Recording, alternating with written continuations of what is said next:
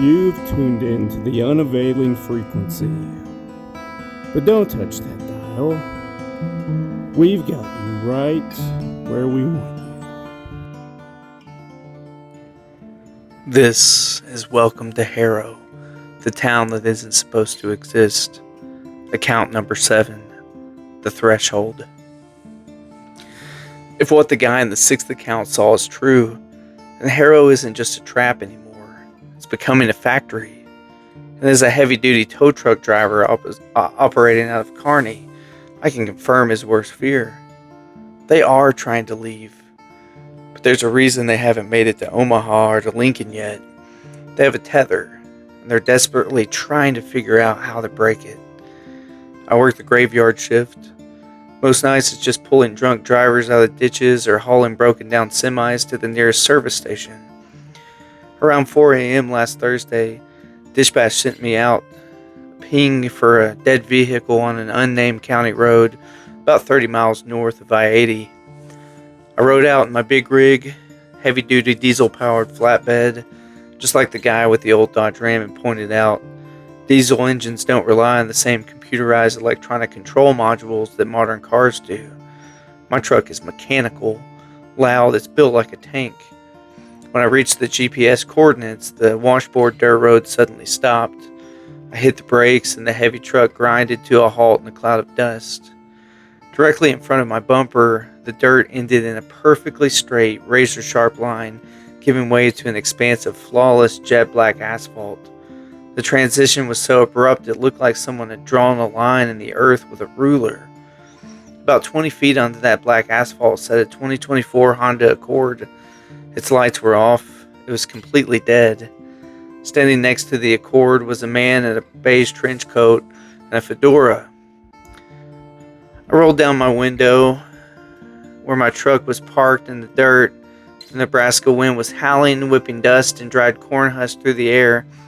But as I looked at the man on the asphalt, my stomach did a slow, icy roll. His clothes weren't moving. The wind had to be blowing like 20 miles an hour, but his trench coat was completely rigid. The brim of the hat of his fedora didn't flutter. His tie hung perfectly straight, looking as if it was made of heavy cast iron. He was standing in a vacuum, completely unaffected by the physics of the real world just 20 feet away.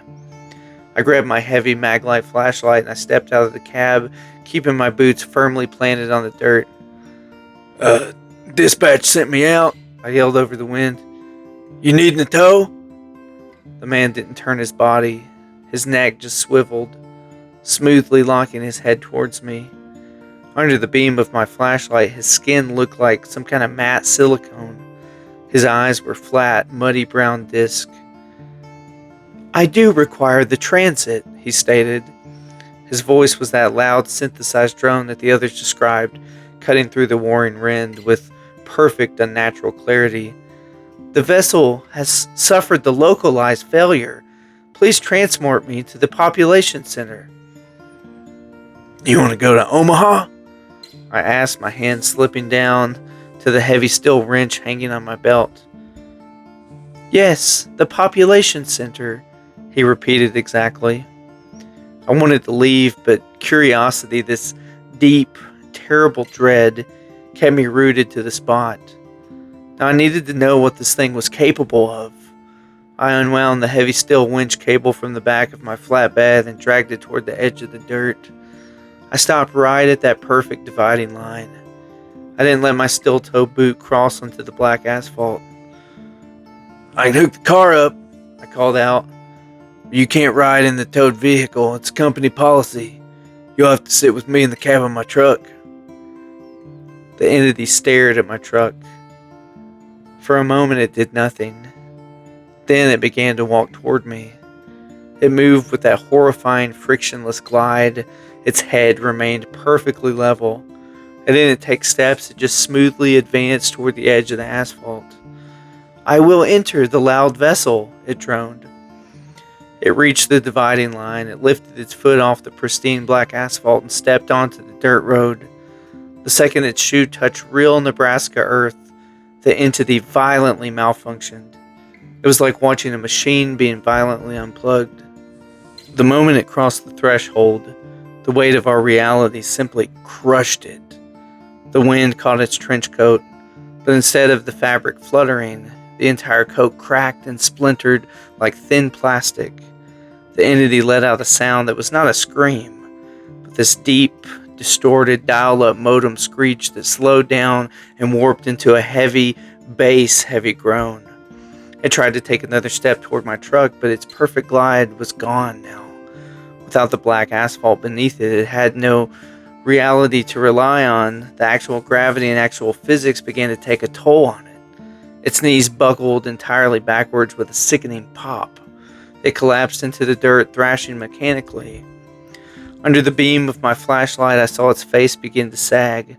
The silicone skin lost its rigidity, melting slightly, pulling these flat brown eyes downward into drooping, grotesque ovals. It was suffocating in our atmosphere. It could not exist off the grid of its diorama. Ever transit failed. The voice dragged out of its mouth in a slow, demonic crawl.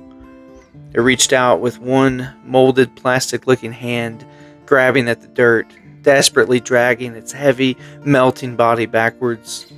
The moment its torso crossed back over the razor-sharp line onto the black asphalt, it snapped back to life. The melting face instantly pulled tight and smooth. The broken knee snapped back into place. The entity stood up, completely rigid once again, insulated in its bubble of perfect, dead silence. It stared at me. Its chest was heaving in a pantomime of heavy breathing, though I knew it didn't need oxygen.